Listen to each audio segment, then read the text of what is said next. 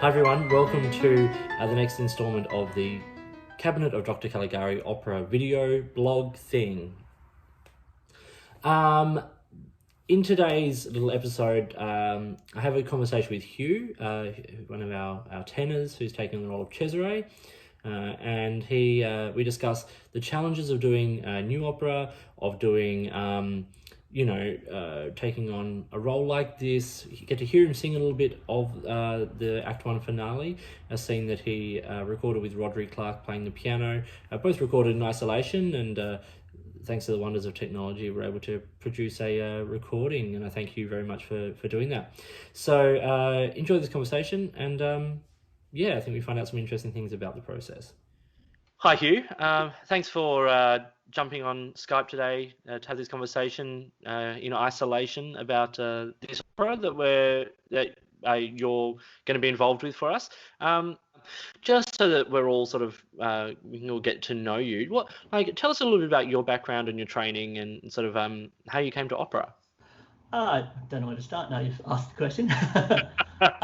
I guess I always sang growing up, and then had a bunch of really great teachers at school and sung in church choirs and that sort of thing, and then musicals in high school and things like that. So Jesus Christ Superstar was a big one.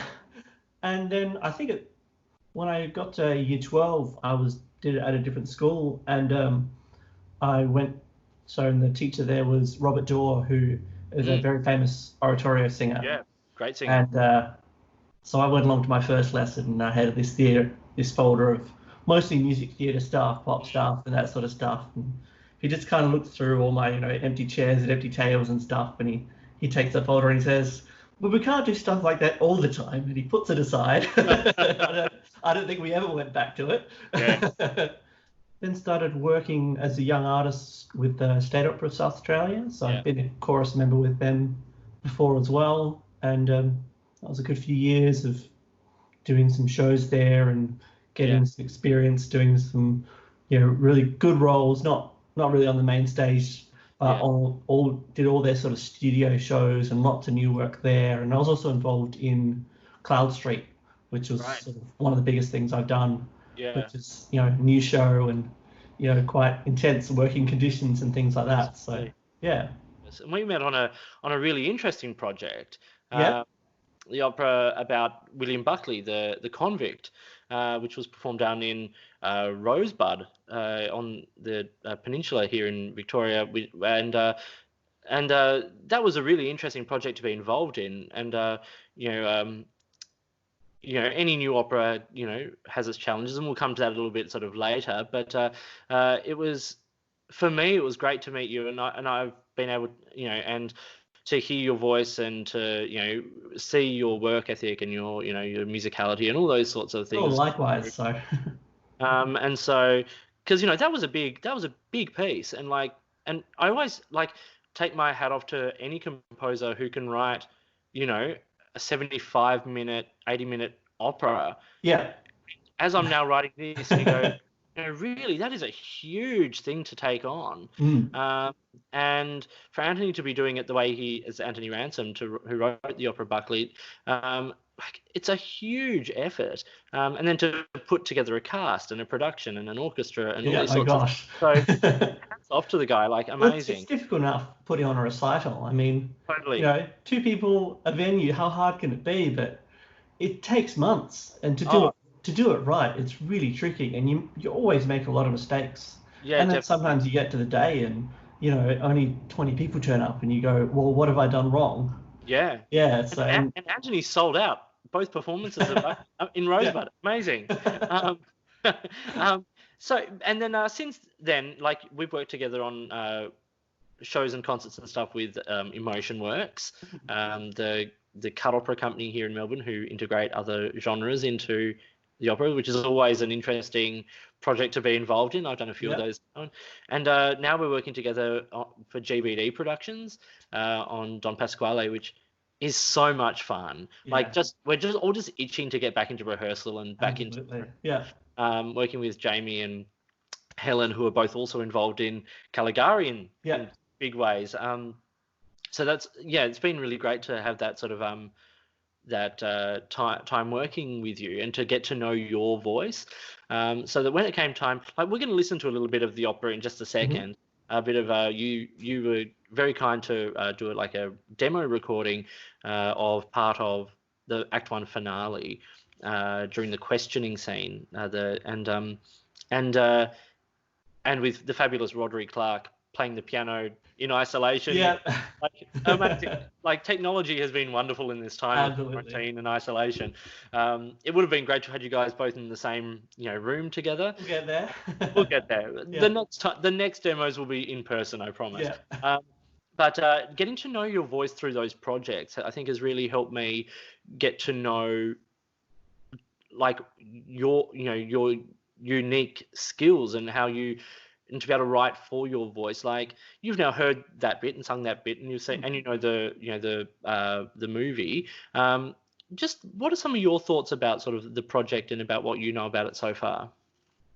I'm just really interested to see where it goes and see where we can take it. And I hope that it gets a really good interest in it. Not just the shows, but I hope people will be able to start anticipating that. And I hope I hope we can get a lot of support, so it's not just one of those things that just goes on and then it's forgotten about it. Absolutely. It should be one of those things. We hope it's one of those things that goes on and it means something. And 20 years from now, people think, oh, that was good. Let's put that on again. Yeah. Just set up this little scene for us. The scene that you have recorded. So Cesare he's a somnambulist, is how it was sort of described, and he's asleep and he's in this sort of circus tent in this annual fair, and he gets brought out and sort of he starts telling rather horrific fortunes.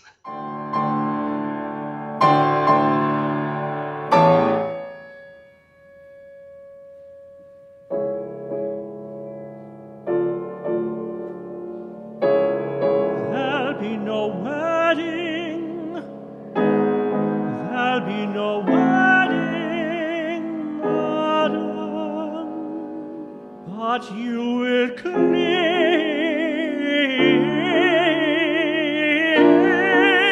to that hope forever.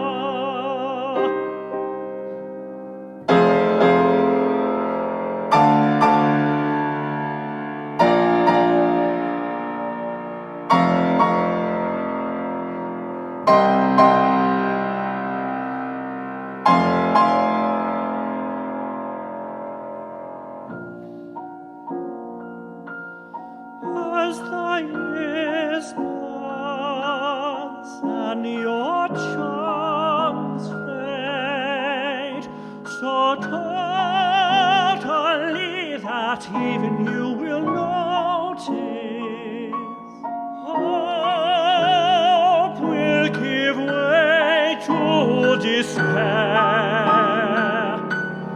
The thoughts will return to the man, the one you sent away,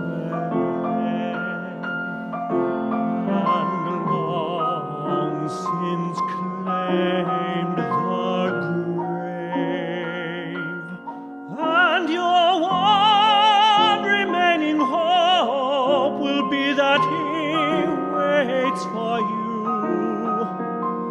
Waits for you in a last life.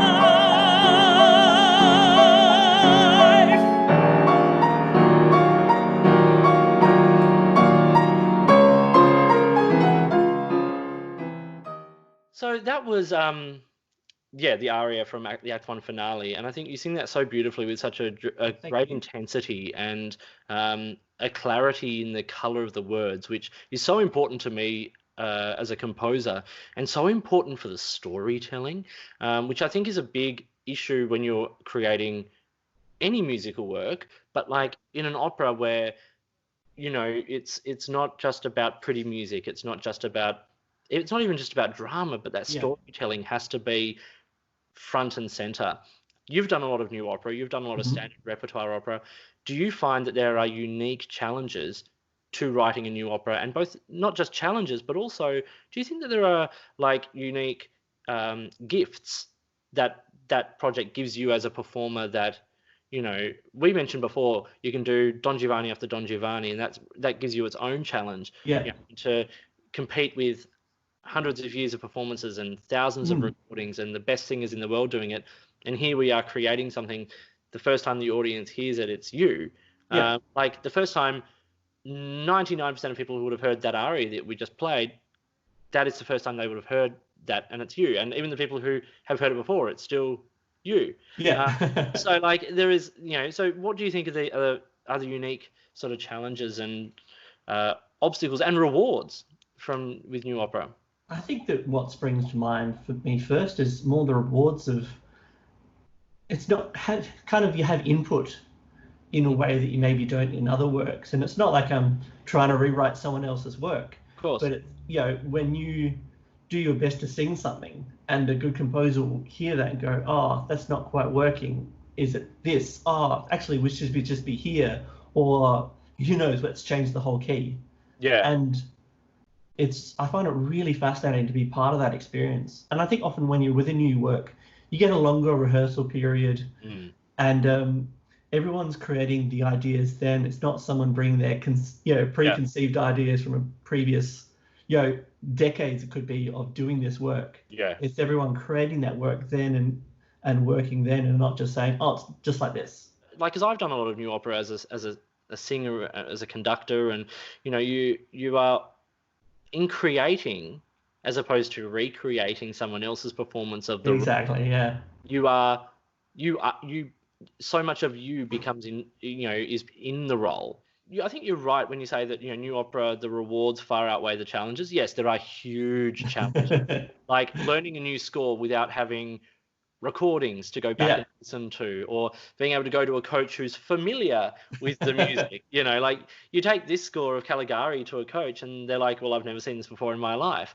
And a good coach, that won't matter, but everyone's learning it in this process.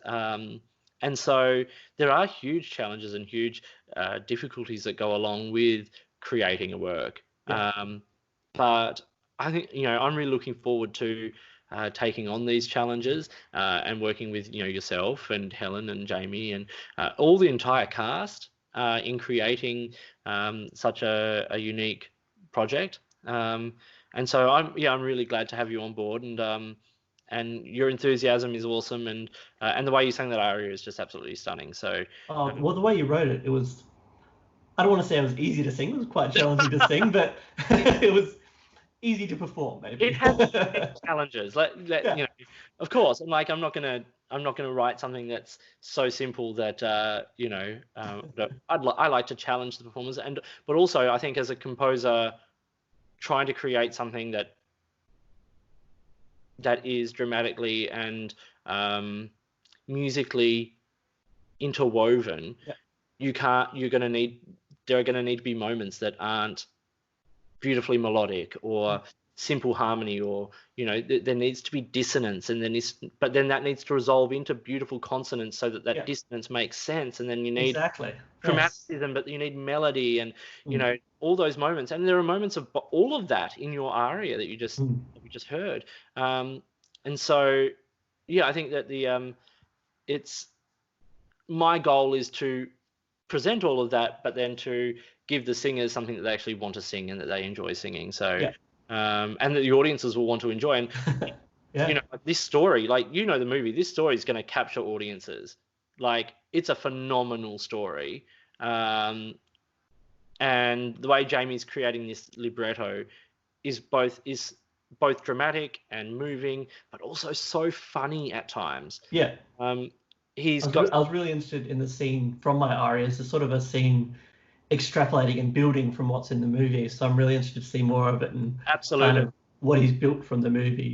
It's quite interesting. So I think I'm really enjoying the process, and I'm really glad that you're on board. And me too. It's great. So thanks for having a chat today, and my pleasure. And we'll maybe do another one. Sounds great. Look forward to it. Great. Cheers. So thank you for watching, and please tune in again in a couple of weeks for the next video. If you haven't seen the other ones, you can go and have a look back and see a few other videos about the project, see how it's developing, and I'm going to continue to write and compose, and we'll see how we all go. So stay home, stay safe, look after yourselves, look after your loved ones, and I'll see you soon.